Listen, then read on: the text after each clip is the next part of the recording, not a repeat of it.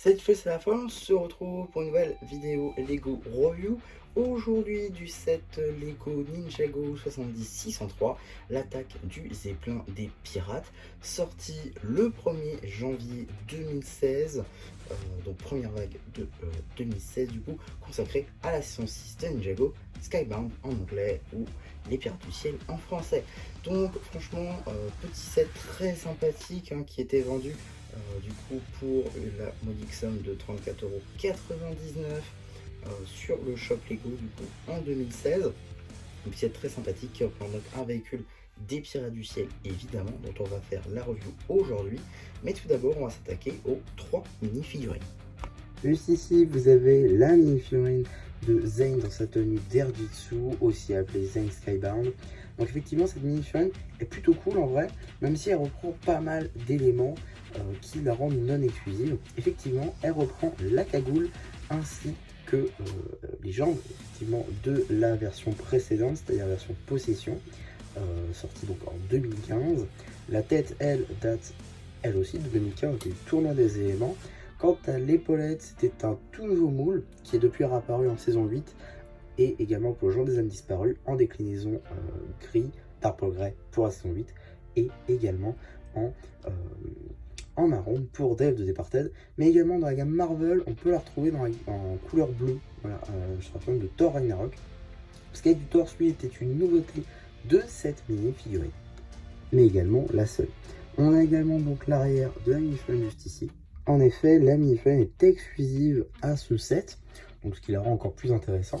Néanmoins, donc, on va pouvoir retrouver des magnifiques impressions à l'arrière du torse juste ici, avec du coup des ailes qui, en leur milieu plutôt, ont le logo de nos ninjas préférés, évidemment en référence au fait qu'ils peuvent maintenant voler, en référence à l'Airjitsu évidemment.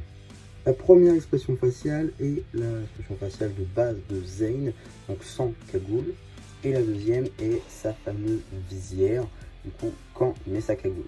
A noter que cette tête est différente de la version Dev de Departed et également saison 7, car il y a des petites marques, des petites cassures en fait en haut à gauche, ce qui fait que l'expression faciale est différente tout simplement.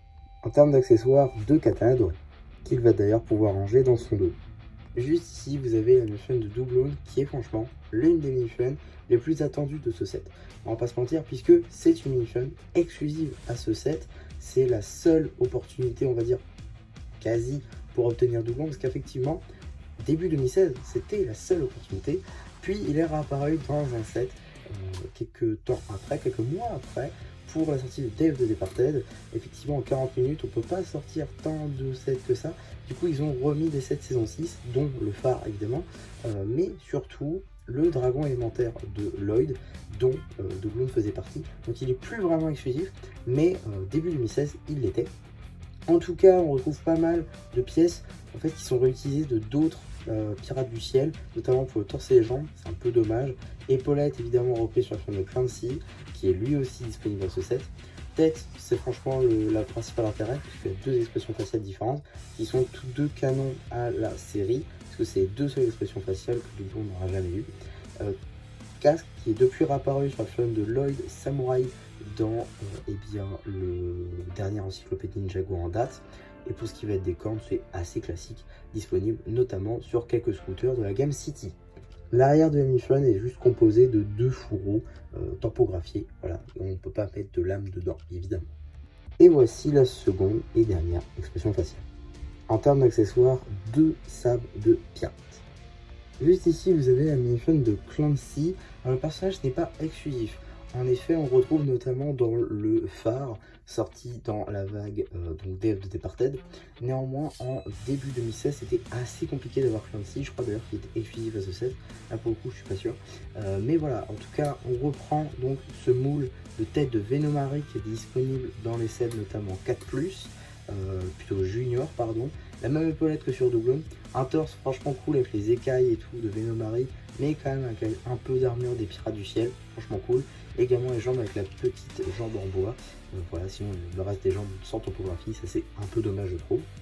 Également donc l'arrière juste ici avec toujours le dos d'écaille de notre cher Venomary et également donc l'armure orange de notre serpent. Également de très très belles topographies quant aux dents et également à l'œil. Et puis on a un autre de l'autre côté évidemment, mais voilà, très très beau détail pour la tête. En termes d'accessoires, un balai et un seau évidemment, puisque c'est le concierge des pirates. Avant de s'attaquer au plat de résistance, on va regarder un petit peu l'artefact de ce set. Effectivement, en 2016, tout du moins la première vague, les petits artefacts, c'était du coup la lame Jean, juste ici avec lame des ninjas. Donc juste ici, on a une lame de Jay, du coup, avec une lame de couleur bleue, évidemment, qui n'est pas sans rappeler, puisque c'est le même moule, et bien les lames des lames élémentaires de la saison 2. Donc voilà, plutôt cool en vrai, comme petit artefact, avec même le manche, avec le crâne et tout, les petits manches, les petits bouts de hache comme ceci. C'est franchement de très belles lames dans la gamme Ninjago. On a également donc juste ici une sorte de glider, une sorte de véhicule volant pour Zane. En vrai, un véhicule plutôt sympa, assez fin, qui reprend donc ces pièces des toupies de 2012 en argenté. Donc ça c'est très très cool, des lance-studs ancienne génération qui du coup balancent des studs en bleu transparent pour représenter le pouvoir de glace de Zane, tout en rappelant ses armes avec les shurikens. Également petits stickers et bien de plaques de métal avec le logo de Zane évidemment.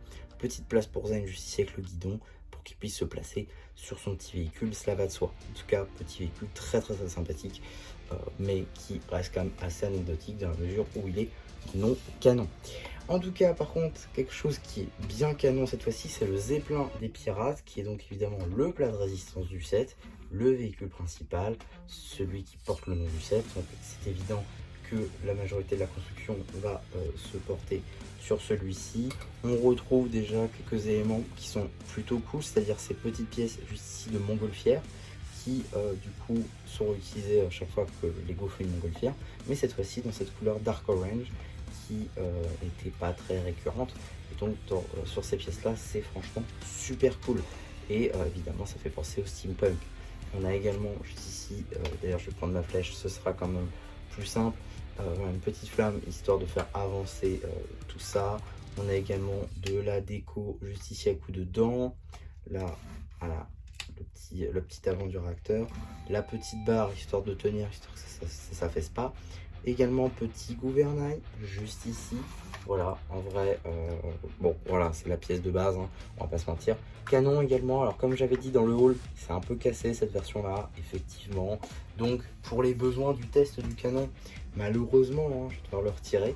Mais du coup, voilà, donc il suffit de prendre cette pièce là, de la tirer, et normalement, voilà, ça envoie le boulet de canon qui est tout simplement un cylindre comme ceci, un par un, en gris foncé. Donc voilà, c'est tout simple, hein. C'est là depuis Lego Pirates, donc c'est vieux comme le monde, cette pièce là, mais elle marche quand même très bien. On a également un crâne à l'avant du Zeppelin, c'est très cool, hein, ça participe également à l'aspect pirate tout en prenant du steampunk. Très cool. On a également quelques stickers hein, sur la construction, comme par exemple ici des plaques de métal avec des rouages et le logo des pirates du ciel. Également des petits circuits, des petits câbles et d'autres tuyaux, hein, les mêmes détails juste ici. Également sur les ailes, on va retrouver des encres comme ceci. Voilà, c'est franchement cool, avec également des petits sabres de pirates en blanc qui sont le même moule que ceux en Dark Pearl Grey mais en blanc. Voilà, on a également les réacteurs à l'arrière, voilà, des petites tampographies et autres stickers pour les commandes à l'arrière, là encore très cool. D'ailleurs les stickers qui prennent à peu près les mêmes détails à chaque set, hein. Par exemple je reprends le vaisseau pirate de Flintlock, qui lui aussi a les mêmes stickers, je me souviens parce que je les ai, ce set là il est un petit peu détruit, du coup ils sont un peu dans ma collection les pièces et je les vois tout le temps, donc voilà, c'est pour ça que ça m'a un petit peu marqué. Également petit drapeau des pirates du ciel à l'arrière, ça c'est franchement très cool, hein. Franchement avec du coup voilà, le petit crâne, le petit chapeau, les petits katanas, voilà, c'est les pirates de Ninjago, donc c'est très cool. Petites ailes juste ici avec également voilà, des petits sorties d'air ici représentés par ces pièces là, très cool là encore.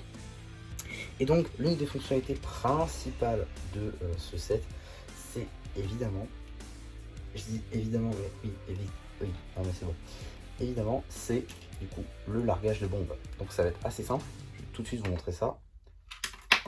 Et voilà. Alors effectivement, une pièce qui est tombée, ok, d'accord. Mais maintenant, si je la remets bien, est-ce que tout va bien? Oui, non, si. Alors effectivement, hein, des fois, ça a du bon de plus avoir de batterie, parce que effectivement comme ça a pu me rendre compte que en fait on voyait pas la bombe tomber. Donc je vais essayer de le tenir mieux pour que vous puissiez voir la bombe tomber. Alors, donc ça se fait ici, hein. Du coup, vous voyez le petit cylindre, eh bien je peux tirer cette partie-là, et donc ça va faire tomber jusqu'à ici le tonneau, comme ceci. Voilà. Évidemment, c'est un truc qu'il faut que ça marche pas. En tout cas, c'est franchement une très très belle fonctionnalité en vrai. C'est juste dommage qu'il n'y ait qu'un tonneau, même si c'est pas les pièces les plus compliquées à obtenir. Ça aurait été quand même sympa qu'on puisse au moins en avoir 2-3, histoire de ne pas être à court à chaque fois qu'on en lance un, quoi. Mais bon, en vrai, ça reste quand même une très très bonne fonctionnalité. On voit en plus, je crois, dans la série. Donc, franchement, très très cool. Enfin, tout ça pour dire que franchement, c'est un super véhicule. On va pas se mentir, c'est un truc qu'on n'a pas l'habitude d'avoir dans la gamme Ninjago, comme ça, un peu du steampunk. C'est pas souvent, c'est une construction qui est quand même assez différente. Voilà, on a une, bon, ça, on va dire la tête comme ça à l'avant du bateau, c'est peu commun, mais en vrai, tous les Bounty en ont une quasi, sauf le dernier de Dragon Racing saison 1. Oui, je compte pas encore celui de juin, il n'est pas sorti au moment où j'enregistre. La construction ici est bien, voilà, on a un gouvernail, on a des commandes qui sont franchement très très cool, même si pour la plupart c'est des stickers, c'est d'autres c'est de la tempo. Voilà, il y a quand même des pièces très très sympas, on va pas se mentir. C'est un super véhicule et clairement pour 35 €, ça valait de loin son prix, d'autant plus avec les mini-funks qui étaient disponibles à l'intérieur. Vous aviez un artefact, un petit véhicule, c'est un jouet qui se suffisait à lui-même. C'est franchement très très cool et pour 35 €, c'est parfait, honnêtement c'est parfait. Parce qu'en ce moment, les jouets qu'on a pour 35 €, souvent c'est des sets qui vont avec d'autres sets pour compléter. Alors je dis pas, hein, c'est cool d'avoir des diaporamas entiers, des dioramas plutôt, des dioramas entiers de sets, mais des fois un jouet qui suffit lui-même, c'est franchement cool. Et là on a un véhicule pour les méchants, un véhicule pour gentils, et ça marche très bien. En tout cas voilà pour ma review sur ce petit set qui est l'attaque du Zeppelin des pirates. J'espère en tout cas que ça vous aura plu. Sans n'hésitez pas à me le dire en commentaire, n'hésitez pas aussi à liker la vidéo, à vous abonner. Et voilà, bah du coup c'est Jean-Jean qui vous dit bye bye.